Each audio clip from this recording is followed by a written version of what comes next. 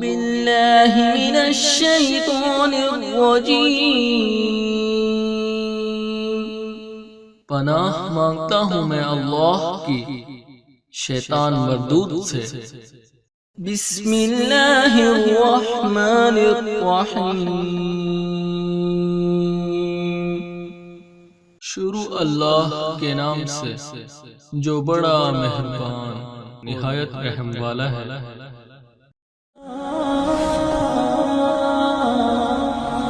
یہودیوں کا ایک بچہ تھا، وہ چھوٹا بچہ تھا، وہ کہ لمبی چوڑی بات کرنے کی پوزیشن میں نہیں تھا، بس آ کے نا حضور کے سامنے کھڑا ہو جاتا۔ اور شارحین کہتے ہیں زیادہ پتہ وہ ڈیوٹی کیا کرتا تھا، بس محبوب کا چہرہ دیکھتا رہتا، بس دیر تک نا حضور کو دیکھتا رہتا۔ نبی کریم کبھی کبھی کوئی کام بتاتے تو کر آتا، یہودی کا بیٹا تھا، پیار ہو گیا اسے نبی پاک سے۔ آپ کے بیٹے کو بھی ہو سکتا ہے، میرے بیٹے کو بھی ہو سکتا ہے، شرط یہ ہے کہ وہ اپنے ابا سے حضور کی نعت سنے۔ اس نے اپنے ابا سے دولت کی تعریف سنی تو اسے دولت سے پیار ہو گیا۔ اس نے اپنے ابا سے سنی نا بات کہ فلانے کا بیٹا ڈاکٹر بن گیا تو پیسے بڑے کما رہا ہے، فلانے کا بیٹا کاروباری ہے تو آگے بڑا گزر گیا، جو سنا سو اس کے دل میں آ گیا۔ اگر یہ سنے گا تو حضور کا پیار بھی آ جائے گا۔ وہ نبی کریم کی بارگاہ میں کھڑا رہتا ہے، حضور کی زیارت کرتا ہے، خدمت کرتا ہے یہودی کا بیٹا۔ میرے محبوب بڑے کریم ہیں، میں بڑی ذمہ داری سے آپ کو عرض کرتا ہوں، حضور بڑا ہی اجر عطا کر دیں۔ وہ یہودی کا بیٹا تھا، بیمار ہو گیا، قربان جائیں۔ دو ایک دن نظر نہیں آیا تو حضور فرمانے لگے چلو نا تیمارداری کرنے چاہے۔ حضور تیمارداری کرنے کیسے نصیب ہیں، کیسی خوش بختیاں ہیں۔ سرکار سرانے بیٹھے، نبی کریم علیہ السلام کرم فرما رہے ہیں۔ حضور کی وہ محبت دیکھی نا تو وہ غریب یہودی، اسے پتا تھا سرداروں کے طریقے کیا ہیں، اسے پتا تھا چودھریوں کے سلیقے کیا ہیں، اسے خبر تھی کہ خان ہو تو ان کے مہمان بھی کوئی خان ہی ہوتے ہیں۔ انہیں خبر تھی کہ عام لوگوں کا طرز حیات کیا ہے، لیکن وہ سمجھ گیا کہ میرے جیسے غریب کے بچے کی تیمارداری کرنے جو آئیں وہ دنیا دار نہیں، وہ اللہ کے سچے رسول ہیں۔ حضور صلی اللہ علیہ وسلم نا چھوٹے بچے سے بات کر رہے ہیں، ادھر دیکھنا میری طرف، چھوٹے بچے سے۔ اب میں نے جو بات کہنی ہے اگر آپ کی سمجھ میں آ گئی تو ٹھیک ہے، نہ بھی آئی تو بات ٹھیک ہے۔ پیار نبی پاک سے خالص کرنا، انشاءاللہ رسول پاک تیمارداریاں فرمائیں گے، کرم نوازیاں فرمائیں گے۔ پیار خالص کرنا، نیرا نعرہ نہ لگانا، صرف تقریر میں بات نہ رہے، نقابت خطابت اور یہ مائک کی حد تک چیزیں نہ رہ جائیں، تو اس کا عملی ثبوت بھی ہمارے سامنے آئے۔ حضور اس بچے سے بات کر رہے ہیں، فرماتے ہیں کلمہ نہیں پڑھ لیتا، قربان جائیں۔ کسی کو ابا نے کلمہ پڑھایا، کسی کو اماں نے پڑھایا، کسی کو مفتی صاحب، پیر صاحب، علامہ صاحب، صوفی صاحب، درویش نے پڑھایا۔ اس کے بھی تو ذرا نصیب دیکھو نا۔ میں گڈی تے ہاتھ ڈور سجن دے، او جینج رکھے اونج ریڑ ہے، او جینج رکھے اونج ریڑ ہے۔ مسلمان یہ سمجھ لے، اس پیغام کو پلے کے ساتھ باندھ لے۔ اگر اس نے جلد بازی دکھانی ہے، اگر اس نے بے راہ روی کرنی ہے، اگر اس نے اللہ تبارک و تعالیٰ کے فیصلوں میں مداخلت کرنی ہے، پھر یہ تو ممکن ہی نہیں۔ یہ ہو سکتا اس لیے کہ اس کی لگامیں کسی اور کے پاس ہے، اس کے فیصلوں کا اختیار کسی اور کے پاس ہے۔ بنی اسرائیل میں ایک شخص تھا، امام غزالی رحمۃ اللہ علیہ فرماتے ہیں اس کا دل چاہا کہ پتہ تو کروں جنت میں میرا پڑوسی کون ہوگا۔ اس کو خواب میں بتایا گیا کہ فلاں بن فلاں تیرا جنت میں پڑوسی ہے۔ اب یہ بڑا عابد تھا، زاہد تھا، عبادت گزار تھا، پرہیزگار، بڑا نیک تھا، بڑا پرہیزگار۔ یہ سفر کر کے اس کے پاس گیا، اس کو جا کے کہنے لگا میں تیرا مہمان نہ بن جاؤں، 2-3 دن کا بن جاؤ۔ کہتے میں 3 دن اس کے ساتھ رہا، میں اس سے زیادہ نوافل پڑھتا تھا، زیادہ صدقات و خیرات کرتا تھا، زیادہ عبادات کرتا تھا، وہ تو میرے مقابلے میں کچھ بھی نہیں۔ 3 دن کے بعد میں آنے لگا تو میں نے اس کو کہا یار میں ایک مقصد کے لیے آیا تھا تیرے پاس۔ اس نے کہا بتائیے۔ میں نے کہا کہ میرا آنے کا مقصد یہ تھا کہ میں دیکھوں تو کون سی ایسی عبادت کرتا ہے کہ جنت میں تو میرا پڑوسی بنے گا، لیکن تیری عبادات ریاضت میں تکبر نہیں کرتا، لیکن میں نے کوئی خاص چیز دیکھی نہیں، کوئی خاص بات ہے تو مجھے بتا دے۔ تو بندہ کہنے لگا کوئی خاص بات نہیں، ہاں ایک چھوٹی سی عادت ہے میرے اندر، چھوٹی سی عادت۔ بڑے لوگ کبھی بھی اپنی باتوں کو بڑا نہیں سمجھتے، کہ ایک چھوٹی سی عادت ہے، کہ وہ کون سی؟ تو وہ کہنے لگا اگر شدید گرمی ہو نا تو میں نے اپنے رب سے کبھی سردی نہیں مانگی، اور کبھی برف جمی ہو نا گلیوں میں تو میں نے اپنے رب سے کبھی گرمی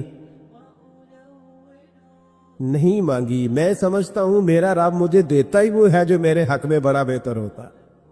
یہ ایک میری چھوٹی سی عادت ہے کہ کڑاکے کی دھوپ میں نے کبھی مالک سے سائے کا سوال نہیں کیا، اور اگر تیز بارش ہو رہی ہو تو میں نے کبھی یہ نہیں کہا کہ بارش نہیں ہونی چاہیے تھی، کیا بنے گا فلاں چیز کا۔ میں سمجھتا ہوں جو بہتر تھا اللہ نے وہی دے دیا ہے تو میں مطمئن رہتا ہوں۔ تو عابد وہ نیک آدمی وہ اللہ کے ولی کہنے لگے اسے چھوٹی سی عادت نہ بتا، تیری یہ وہ عادت ہے جس کی وجہ سے رب تجھ سے راضی ہو گیا ہے، اللہ تجھ سے راضی ہے تیری اس عادت کی بنا پر۔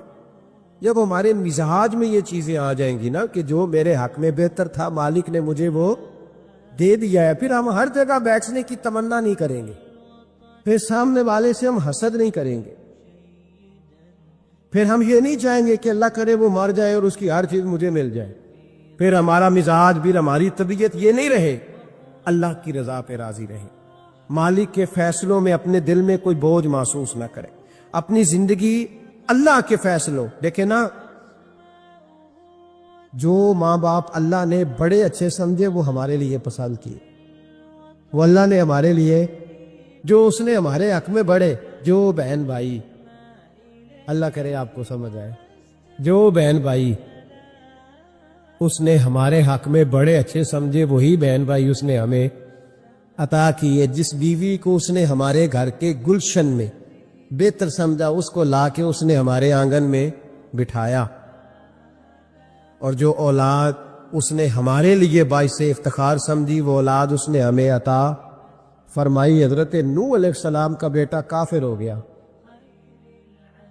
پر کسی جگہ انہوں نے شکوہ نہیں کیا کہ مالک یہ کافر کیوں ہوا، اللہ کے قبضے میں ہے نا دل، پھیر سکتا ہے نا، مقلب القلوب ہے، لیکن حضرت نوح نے دعا اللہ کی رضا پر راضی رہے، اپنا مزاج بدلے،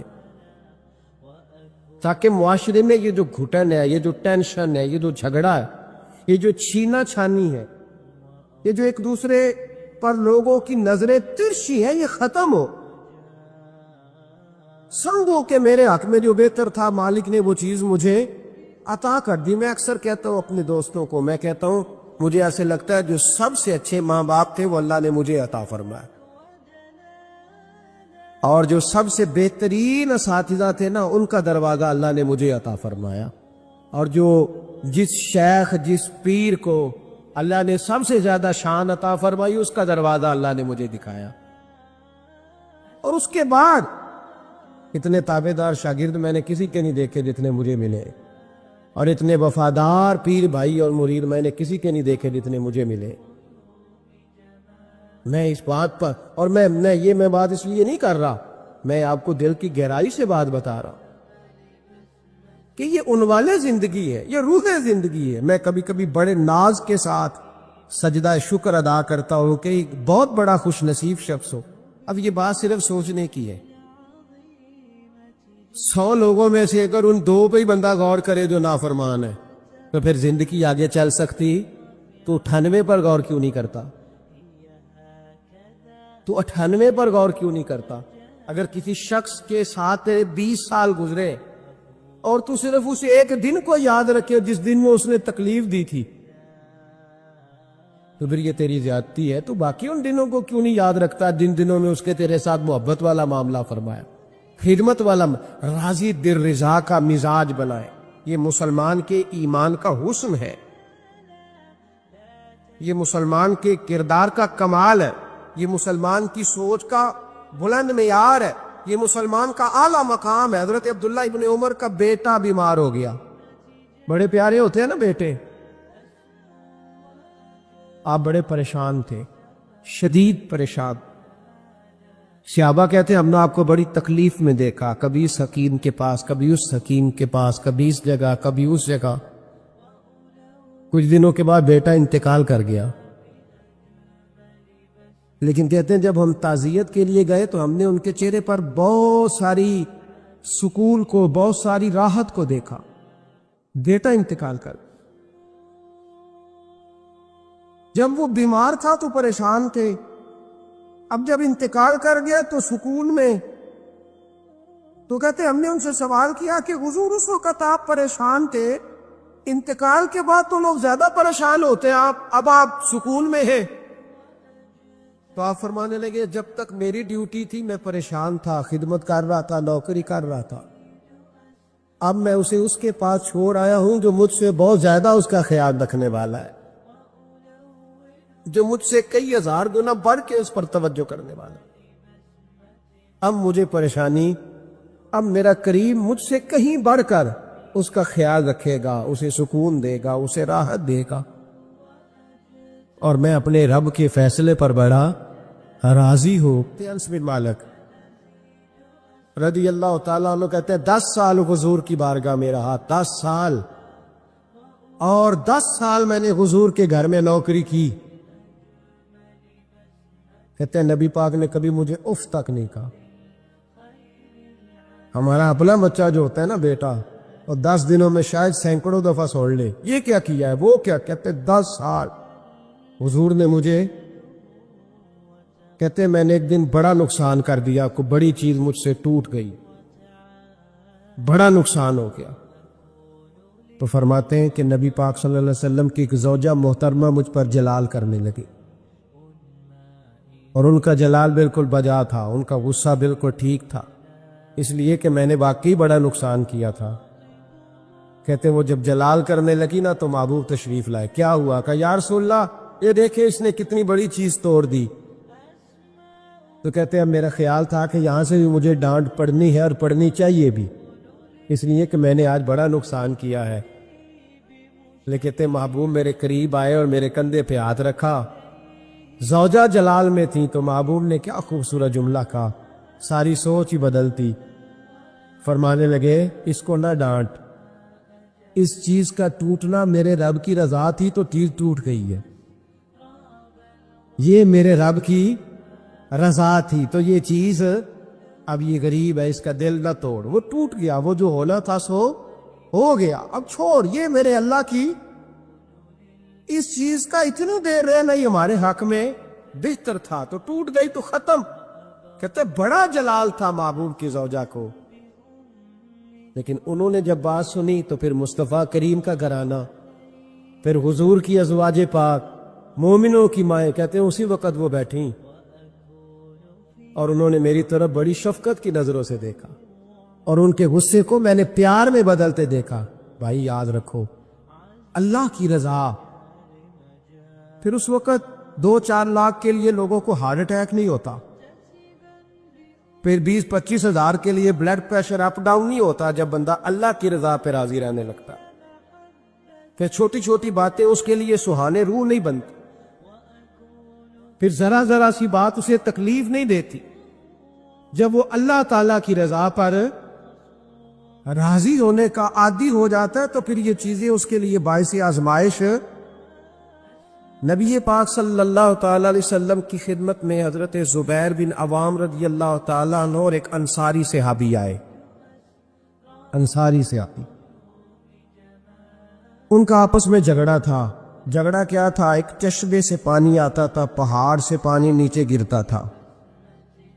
ایک چشمہ تھا پہاڑ سے، تو اس چشمے سے لوگ اپنے کھیتوں کو پانی دیتے تھے.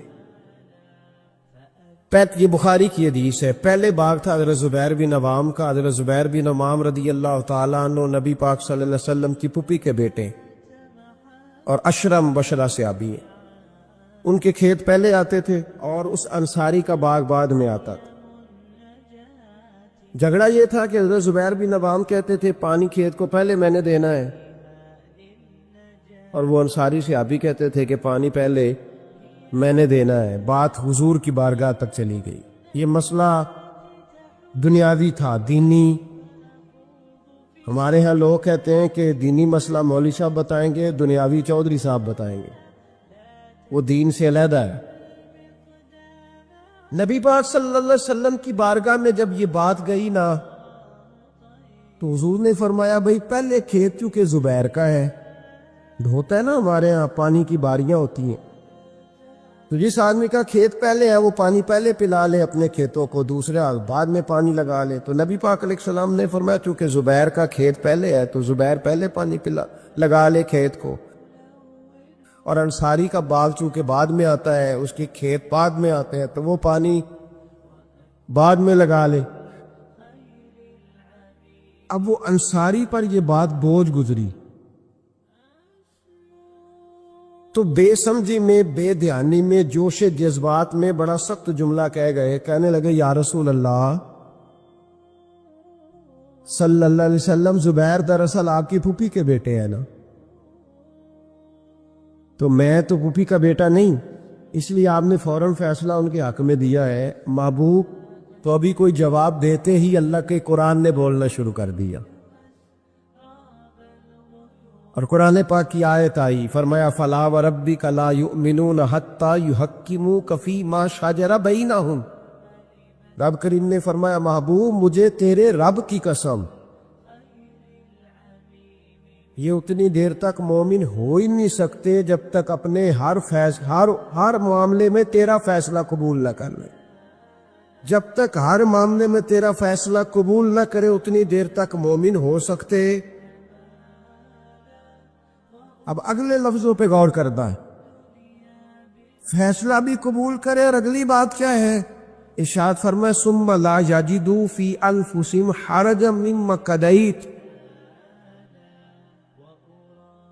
اور محبوب پھر جو تو فیصلہ کرے اس فیصلے میں یہ اپنے دل میں کوئی رکاوٹ بھی محسوس نہ کرے. اپنے دل میں کوئی رکاوٹ بھی، کان آنکھیں دل کھول کے سنے کیا کہہ رہا ہوں. نبی پاک کے کسی فیصلے پر اپنے دل میں کوئی رکاوٹ محسوس، وَيُسَلِّمُ تَسْلِيمًا، دل سے حضور کے فیصلے مانے. دیکھیں دنیا میں نا سب سے بندہ سمجھدار وہ ہے جسے اپنا وقت مینج کرنا ہے. ہم کیا کرتے ہیں؟ ایک چیز کو گلے لگا کے باقی کاموں سے بھی رہ جاتے ہیں. آج کل مجھے کاروباری ٹینشن ہے لہذا نمازیں بھی گئیں، آج کل مجھے کاروباری ٹینشن ہے لہذا ابا جی کی خدمت بھی گئی، آج کل مجھے کاروباری ٹینشن ہے لہذا حقوق العباد بھی گئے. کیونکہ کاروباری ٹینشن ہے تو لہذا کسی سے ہنس کے مسکرا کے بات کرنے والی جو نیکی تھی وہ بھی گئی. ایک ٹینشن آئی ہے نا تو آپ نے سارا کچھ اسی کھاتے لگا دیا ہے، وہ تو آتی رہے گی. نبی پاک صلی اللہ علیہ وسلم نے 23 سالوں میں انقلاب برپا کیا. آپ دیکھ لیں کون سا ایسا موقع ہے جہاں سکون سے کسی نے بیٹھنے دیا. کبھی کافر بدر میں آ گئے، کبھی احد میں آ گئے، کہیں خندق میں آ گئے، کہیں خیبر میں آ گئے.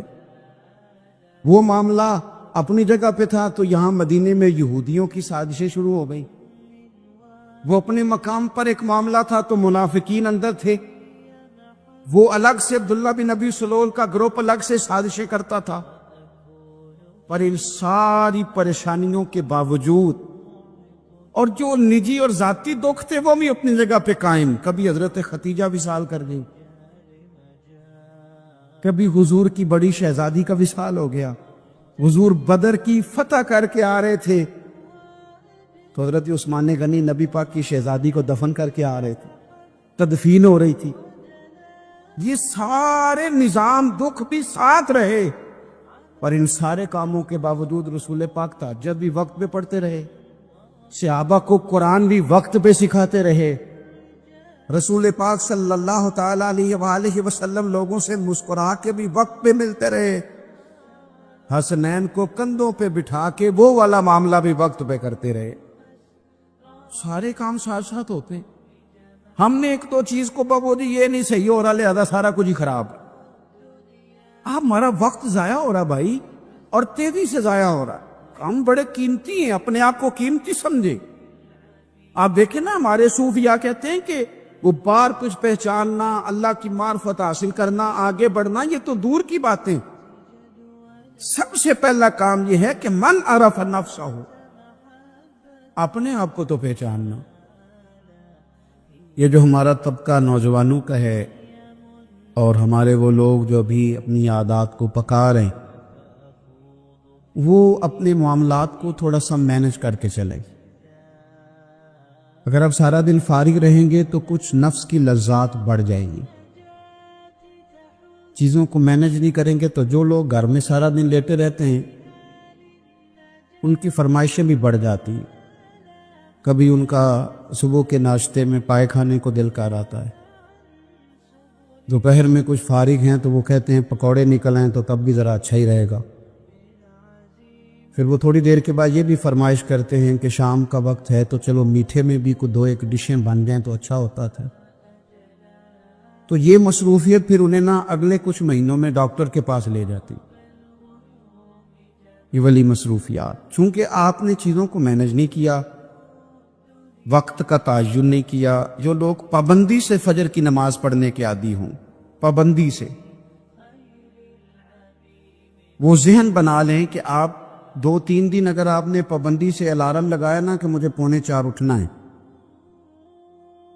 تو میرا خیال ہے کہ 3 یا 4 دن الارم بجے گا، 5ویں دن آپ خود بخود جاگ جائیں گے۔ اور فجر کے بعد جب آپ واک کر کے لوٹیں اور پھر آپ کا خیال ہو کہ میں نے کچھ تلاوت بھی کرنی، آپ کا تعین ہو وقت کا، اور یہ رواج آپ کی وجہ سے بچوں میں منتقل ہوگا، آپ کی وجہ سے۔ ہمارے استاد فرمایا کرتے تھے میرا بس چلے تو میں طالب علموں کو ہفتے میں 1 چھٹی نہ دوں۔